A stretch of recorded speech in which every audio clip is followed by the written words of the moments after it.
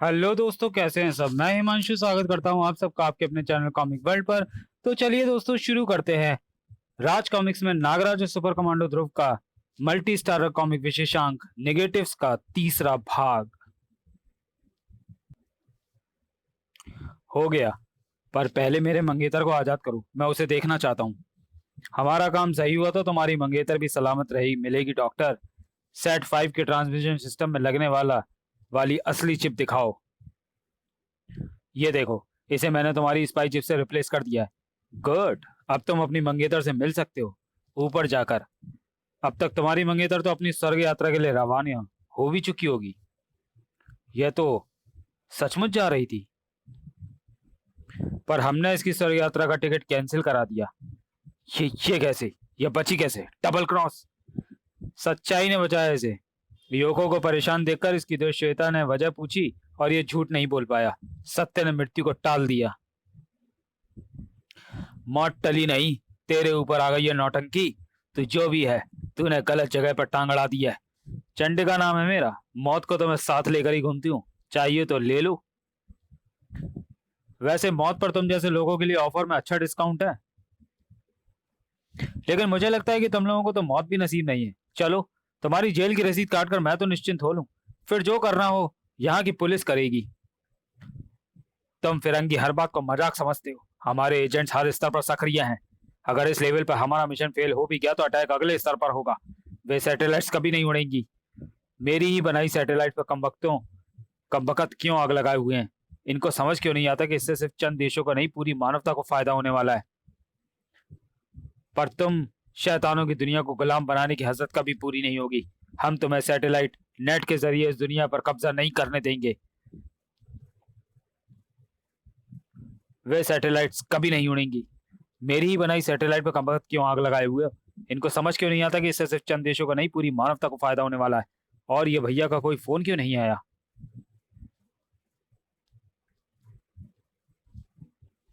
पता नहीं उसे मेरा मैसेज मिला भी है नहीं। मैंने तो मैसेज भेजते ही फ्लाइट पकड़ ली थी। अभी उससे कांटेक्ट भी नहीं हो पा रहा है। हे भगवान, बस उन आतंकवादियों ने अपना अगला कदम हिंदुस्तान में भी पहले ही ना उठा लिया हो। यह कदम उठाना तो हमारे लिए बच्चों का खेल था। आखिरकार 5 सालों तक छिपकर रहना और पुलिस ऑपरेटर की चुपचाप नौकरी करते रहना काम आ ही गया। वरना ना हम लगातार पुलिस के मैसेज सुन पाते और ना ही हमारे सामने यह साफ हो पाता कि सैटेलाइट्स और लॉन्चिंग साइट पर तो परिंदा भी नहीं मर परिंदा भी पर नहीं मार सकता। पर वे मूर्ख गाड़ी को सुरक्षा देने के चक्कर में ड्राइवर को भूल गए। सैटेलाइट्स की सुरक्षा के लिए मिलिट्री और तुम साइंटिस्ट को एक कांस्टेबल तक नहीं दिया गया। अब वे सैटेलाइट्स वाले रॉकेट्स उड़ेंगे कैसे, जब उनको उड़ाने वाला chief project director mister Thambi हमारे कब्जे में है? तुम लोग ये ठीक नहीं कर रहे हो। तुमने पुलिस को नहीं, मिलिट्री को चुनौती दी है। हमारे देश की अस्मिता पर हाथ डाला है तुमने। ओले ले ले ले ले। अगर तुम्हारी पुलिस मिस्ट्री इतनी समझदार है तो पुलिस बैंड पर चिल्ला चिल्ला कर अपनी सुरक्षा की पोल क्यों खोल रही थी? और तो और, तुम्हारे आने जाने के रास्ते और रूटीन तक को खुलेआम डिस्कस कर रहे थे गधे। गधे तो वो होते हैं जिनको चारा खिलाया जाता है। मुझे पकड़ने से कोई फर्क नहीं पड़ेगा। रॉकेट तो लॉन्च होकर ही रहेंगे, चाहे तुम मेरी मौत का लाइव टेलीकास्ट करवा दो। आइडिया तो अच्छा है। तुम हिंदुस्तानी कुछ पागल हो क्या? खुद ही अपनी तबाही के तरीके उगलते रहते हो। ऐ हिंदुस्तान के लोगों, जरा आंख में भर लो पानी। रोको, हिंदुस्तान से कल सुबह 5 सैटेलाइट छोड़ी जा रही हैं। अगर वे छूटी तो उस प्रोजेक्ट के चीफ डायरेक्टर की जान भी छूट जाएगी। ओ नहीं, जिसका डर था वह हो रहा है। मुझे किसी भी तरह इन्हें ढूंढ कर रोकना होगा। गुड, यह लाइव टेलीकास्ट है। मैं शायद इनकी टेलीकास्ट फ्रीक्वेंसी को पकड़कर इनकी लोकेशन को जान सकूं। 1 घंटे के अंदर अगर उन सारी सैटेलाइट्स और रॉकेट्स को नष्ट नहीं किया गया तो वहां के बजाय धमाका यहाँ मिल गई लोकेशन। इसकी खोपड़ी के अंदर होगा। याद रखना, सिर्फ 60 मिनट। पिप पिप पिप पिप। और अब बचे हैं 59 मिनट। यह लोकेशन तो राजनगर के पास की लॉन्चिंग साइट की है। यानी यह स्पेस सेंटर की सैटेलाइट के किसी गुप्त चैनल को यूज कर रहे हैं। उनका कोई भेदिया न्यूज सेंटर में भी है। अगर मैंने उस शख्स को ढूंढ लिया तो मिस्टर थम्बी को बचाना आसान हो जाएगा। पर यह भैया कहाँ गया? उसका रिसीवर नेटवर्क एरिया से बाहर क्यों बता रहा है? आखिर भैया है कहाँ? ये क्या है? महानगर का पॉल्यूशन है भाई, प्रलय के संकेत। समझ इसे। बात मजाक में कही गई थी, पर कहने वाले की जीप पर सरस्वती देवी विराज रही थी। प्रलय ने दस्तक दे दी थी। यामिनी, कहाँ छिपी है तू? मेरे अंग पुत्रों, जाओ चारों तरफ ढूंढो यामिनी को। उसके संकेत मुझे मिल रहे हैं। वह महानगर के इसी इलाके में है, 3 किलोमीटर के दायरे में। बस हमें दिशा का पता लगाना है। फैल जाओ और यामिनी को दबोच लो। यह समझना आपकी भूल थी कि मानव के बीच में रहकर आप हमसे छिप सकती हैं। मिल गया निशाना। यामिनी के मिलने की खबर अंडमान तक भी जा पहुंची थी और किसी और तक भी। आह! अभिवादन स्वीकार करें कुमारी यामिनी। किया। पर उत्तर भी लेते जाओ छाया अंडमान। अगर जा पाओ तो। ओह, ये तो पूरी इमारत ही लीलने के चक्कर में है। इमारत से बाहर आना ही पड़ेगा। आप कृपया बता दें कि वे ब्लैक स्फीयर्स कहां पर हैं, ताकि हम इस समय की बर्बादी को रोक सकें। सही याद दिलाया। समय बर्बाद कर रही हूं मैं, क्योंकि अंडमान और उसके बाकी शैडो गैंग वाले अब तक मुझे घेरने की प्रक्रिया शुरू कर चुके होंगे, और अभी मेरे पास उनका सामना करने का ना तो समय है और ना ही पर्याप्त साधन। खेल खत्म, जीते हम। अब जल्दी से वे डार्क एफिस हमारे वाले कर दो और केशनी का हर्ष भी बता ही दो, और चलो वापस तल क्षेत्र के अपने आरामदायक सेल में। डार्क स्फीयर्स, ये क्या बला है? मुझे नहीं पता कि डार्क स्फीयर्स क्या है और कहाँ है। और हाँ, वह तेरी भोली वाली स्वामी भक्त केशनी 1 नंबर की चालाक लोमड़ी और गद्दार है। मैं उससे मिली तक नहीं। जा ढूंढ उसे और मेरा पीछा छोड़। मुझे चलते तल क्षेत्र वापस नहीं जाना। अब वहां पर क्या है मेरे लिए? तेरा आत्मविश्वास बता रहा है कि तू झूठ बोल रही है, वरना इतनी देर तक मेरे सामने रहने के बाद तू अब तक बेहोश हो चुकी होती। रही तल क्षेत्र जाने की बात, तो वहां पर मैं हूं, तुम्हारा होने वाला पति। शायद तुम भूल गए, नेगेटिव सपने नहीं देखा करते। ये शक्ति तेरी नहीं हो सकती। अब तो ये बात पक्की हो गई कि तुझे या तो डार्क स्फीयर से ऊर्जा मिल रही है या फिर स्फीयर्स अभी भी तेरे पास ही हैं। मैं अंडमान की शक्तियों से नहीं लड़ सकती। फिलहाल यहाँ से भागना पड़ेगा, और वह भी बिल्कुल सीधे रास्ते से। रुक जा यामिनी, अब तू मेरी नजरों से दूर सिर्फ एक ही सूरत में जा सकती है, मर कर। नहीं, अगर यह वार मुझे लगा तो। ये क्या? कोई बीच में आ गया है, पर कौन? अरे कौन है रे तू? निर्बल परिवार को अत्याचार कहते हैं, और अत्याचारी को निर्बल बनाने वाले को नागराज कहते हैं। नागराज, तू जो भी है, पर तूने आत्महत्या करने का नायाब तरीका चुना है। अब तू अंधेरे की दुनिया में अपने अस्तित्व को ढूंढेगा। जिंदा रहेगा, पर उस अंधेरे में खुद को भी ढूंढ नहीं पाएगा। ये क्या हो रहा है मुझे? मैं परछाई बनकर उड़ता जा रहा हूँ।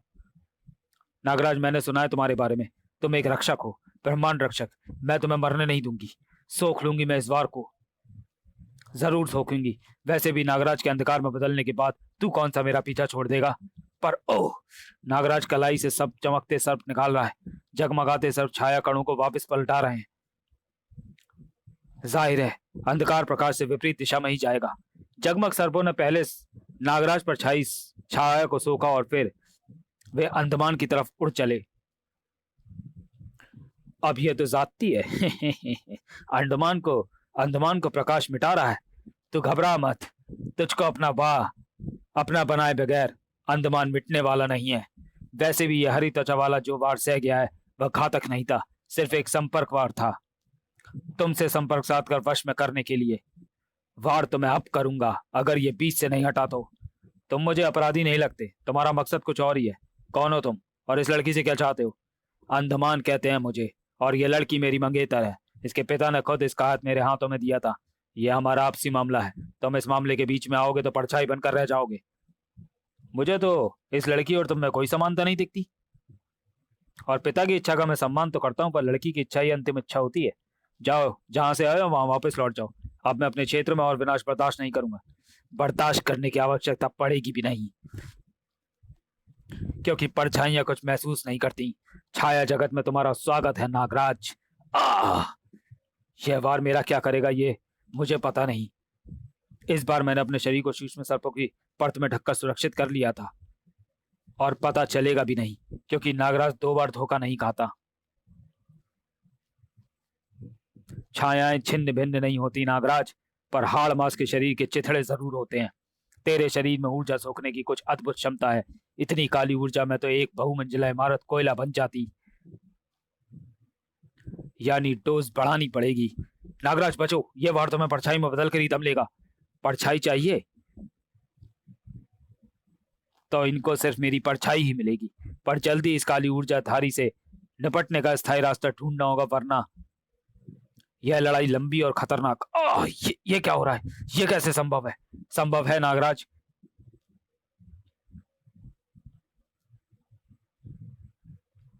तुम अपनी परछाई के द्वारा इनसे जुड़े हुए हो और परछाई ये वार तुम तक पहुंचा रही है।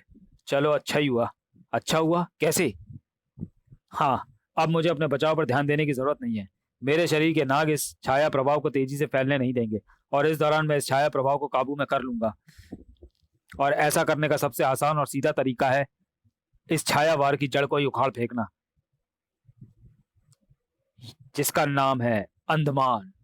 नागराज समझ नहीं पा रहा है कि उसके अंदर छाया प्रभाव को फैलाने से रोकने की क्षमता नहीं है।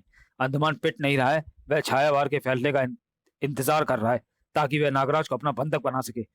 नागराज बंधक बनने की राह पर खुद ही चल पड़ा था, और वहां से कुछ ही दूर पर कोई संसार के बंधनों से ही मुक्त होने वाला था। ISS के एरिया चीफ, अच्छा हुआ आप लोग खुद यहाँ आ गए। अब देखिए मैं कैसे आपकी आंखों के सामने इस देश की तरक्की को एक फूंक से उड़ा देता हूँ।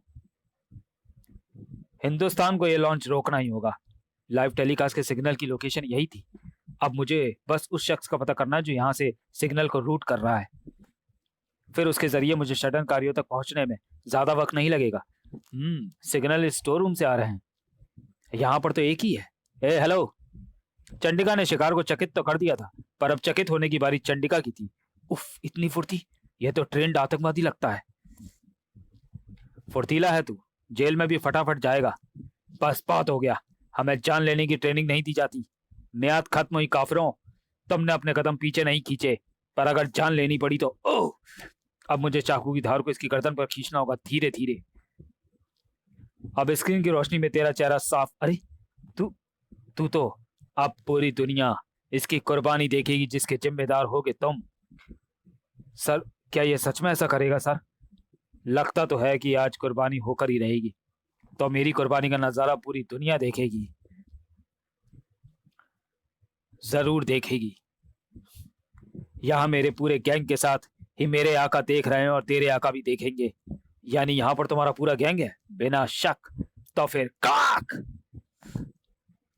कुर्बानी की प्रक्रिया को शुरू किया जाए। अब बोलो, सबसे पहला बकरा कौन बनेगा? थु, थु, थु।